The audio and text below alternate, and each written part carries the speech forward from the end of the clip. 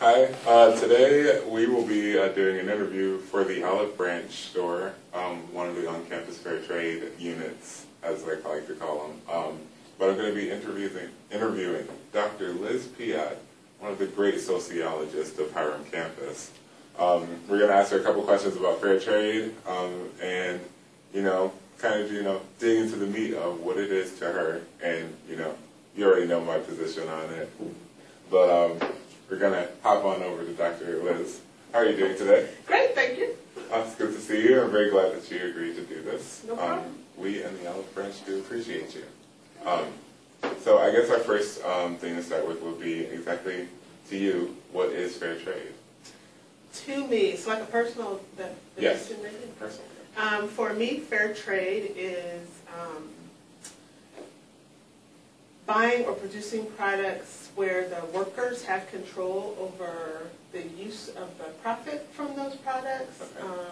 that they receive a living wage for their work, and that they can make a difference in their community based on the work that they do. I like your definition a lot more than the average definition of fair trade, because it's usually, the trade between a developed and underdeveloped country and a manner in which they would use work and trade for money with a different place. So I like her definition because it involves the people involved, which I know you made a trip to where exactly? South Africa. Oh, The Cape cultural Town area. Cape Town. And I believe some of the items we have displayed are right now from fair trade items, yeah? Yes, they are. Now could you tell me a little bit about the store you got that from? Yeah, so this item here on the wall is a weaving that was done at the Fulani Development Center. It is a fair trade organization in Kailiche, which is a township near Cape Town. And at that program they do job and skill training, and it's also a health and nutrition program. So women come to Fulani from really all over Africa and get trained to do weaving like this one, jewelry making. I've got some samples of some bracelets that were made there. They do art projects. Here's a couple of examples of some hand-painted cards there. They learn sewing and screen printing. So should I apply to Felina to get my sewing lessons, because I really need to learn how to sew? I guess you could. But they have a whole store there of items that women in the program have created. And women who come from different parts of Africa actually go back to their own homes, and then they can teach other women how to do some of the things that they've learned at Fulani. And then the money that they make from the products that they sell actually goes into their health and nutrition program that they have for kids in this township, which is really a poor area of the Western Cape. A lot of people live in metal shacks with no running water. And one of the problems that they were having is because there's no running water, kids were getting sick from playing and just being in dirty water and just not being able to wash their hands, that kind of thing.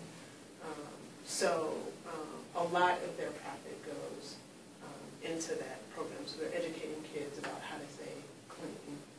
In some really cool kinds of ways. One of the things that we saw when we were there was they did a CD of songs about, it was all like kind of public health education, so teaching kids about how to stay clean, eating healthy foods, all put to song, because it was, they thought, a really effective way to teach kids. It seems to be working. I like that.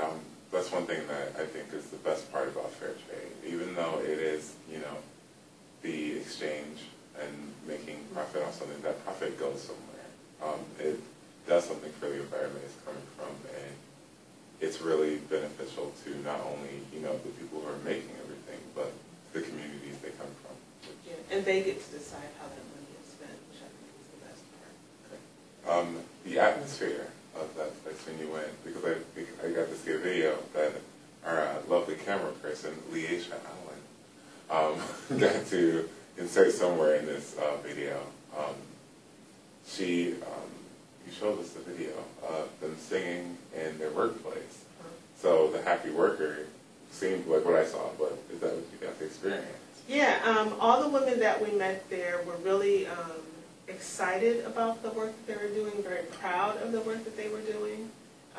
You can tell that they have relationships with each other. Yeah.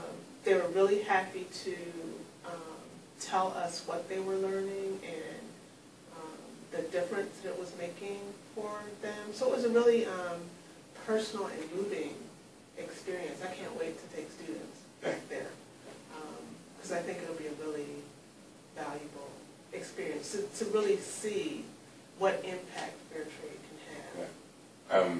Being that you're taking students, I'd say you should just give a little bit of an advertisement right now. When are you going? Good idea. It will be next fall, so fall 2013. Yes. During the 3 week is when we're going. And we'll be there for about 15 days. Right. So if you would like to go on that trip, talk to Dr. Liz here. She'll probably get you the right information better than I could. And she'll get your back. So go. But I guess lastly, I wanted to first thank you for all of that. And this is just a minor, view into fair trade. If you'd like to see any other views of fair trade, stop by the Olive Branch and talk to Jason Brigger Thomas and or L. Rochford, because they would be glad to answer your questions. Thank you once again for stopping on by. Certainly. Okay.